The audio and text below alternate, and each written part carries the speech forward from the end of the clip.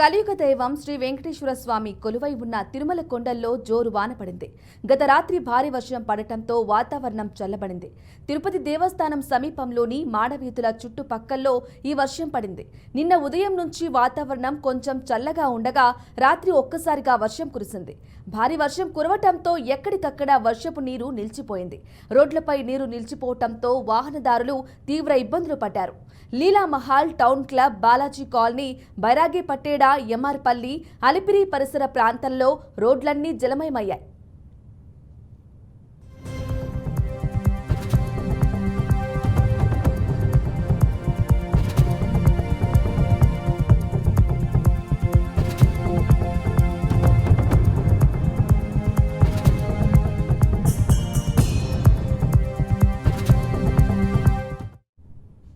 Breaking news చూస్తున్నాం. కలియుగ దైవం శ్రీ వెంకటేశ్వర స్వామి కొలువై ఉన్న తిరుమల కొండల్లో జోరు వాన పడింది. గత రాత్రి భారీ వర్షం పడటంతో వాతావరణం చల్లబడింది. తిరుపతి దేవస్థానం సమీపంలోని మాడవీధుల చుట్టుపక్కల్లో ఈ వర్షం పడింది.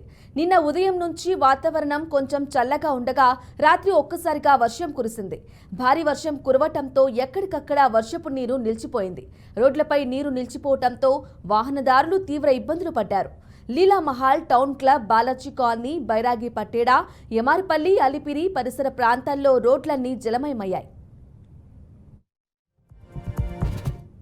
ఇక ఇదే విషయంపై మరింత సమాచారం మా ప్రతినిధి గోపినాథ్ అందిస్తారు. గోపినాథ్, చెప్పండి, నిన్న రాత్రి తిరుపతిలో భారీ వర్షం కురిసినట్లుగా ఉంది. దీనికి సంబంధించిన డీటెయిల్స్ ఇవ్వండి.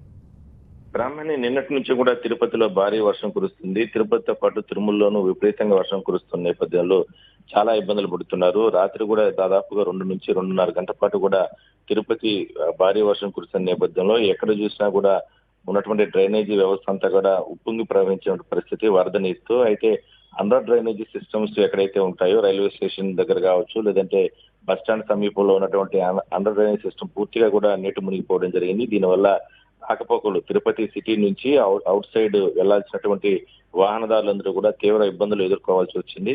అయితే వెంటనే అప్రమత్తమైనటువంటి పోలీసులు కావచ్చు, లేదంటే ట్రాఫిక్ పోలీసులు, లేదంటే మున్సిపల్ శాఖ సిబ్బంది వెంటనే ఎక్కడికెక్కడ ఏదైతే డ్రైనేజీ సిస్టమ్ ఎక్కడ అంటే ఓపెన్ చేసుకుంటారో వాటి ద్వారా పెద్ద ఎత్తున సిబ్బందిని ఏర్పాటు చేసుకుని ఎటువంటి అవాంఛనీయ ఇబ్బందులు లేకుండా కూడా ఏర్పాట్లు చేయడం జరిగింది. అయితే ఒక్కసారిగా ఉన్న పలంగా వర్షం కురవడం, ఒక్కసారిగా రోడ్లపైకి భారీగా వర్షం తరలి రావడం, మరోవైపు లోతట్టు ప్రాంతాల్లో ఉన్నటువంటి ఇళ్లలో కూడా భారీగా వర్షం, అంటే తిరుపతి సమీపంలో ఉన్నటువంటి చేవకోన కావచ్చు, లేదంటే చుట్టుపక్కల ప్రాంతాలు అవిలాలు కావచ్చు, అంటే చుట్టుపక్కల ప్రాంతాల్లో ఉన్నటువంటి నివాసాలకు కూడా ఈ భారీ వర్షపు నీరు సిటీలో నుంచి కూడా భారీగా చేరుకోవడం జరిగింది. అయితే వెంటనే కొంతమంది ప్రయాణికులు, అంటే అక్కడ ఉన్నటువంటి వాళ్ళందరూ కూడా వాహనదారులు వాళ్ళందరూ కూడా బయటకి వెళ్ళిపోవడం జరిగింది. అయితే మొత్తం మీద దాదాపు 2-2.5 గంటల పాటు కురిసిన వర్షానికి తిరుపతి సిటీ అంతా కూడా పూర్తిగా కూడా చాలా ప్రాంతాల్లో నీళ్ళన్నీ కూడా భారీగా చేరుకోవడం జరిగింది. అయితే ఇవాళ రేపు కూడా వర్షం ఉండే అవకాశాలు అయితే ఉన్నాయి. తిరుమలలో కూడా నిన్నంతా కూడా భారీ వర్షం కురిసింది. ఘాట్ రోడ్లు కావచ్చు, లేదంటే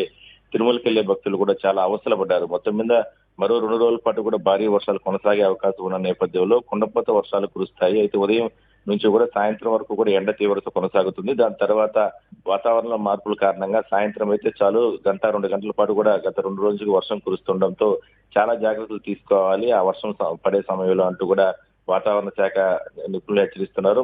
మరోవైపు జిల్లా యంత్రాంగం కూడా అప్రమత్తమైంది.